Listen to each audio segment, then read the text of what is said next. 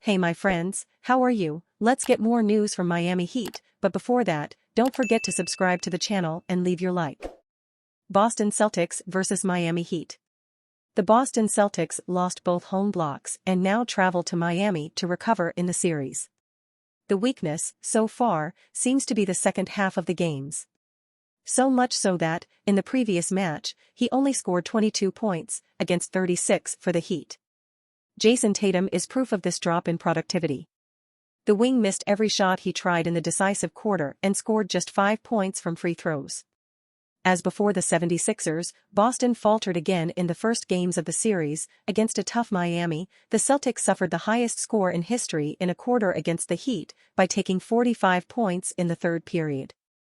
However, the Celtics had the second-best offensive efficiency in the regular season and the third-best defensively.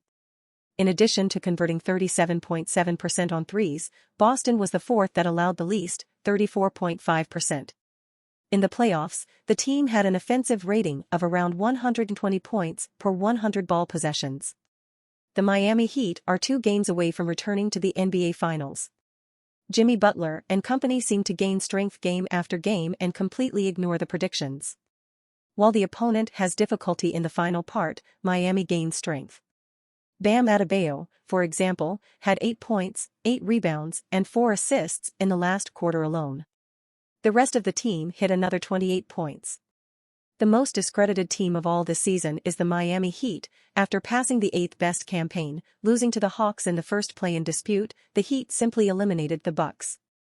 Above all, everyone at the club knows that none of this would be possible without the presence of Jimmy Butler. The great Miami player has been the face of these playoffs, being the top scorer in this postseason and one of the favorites for East MVP.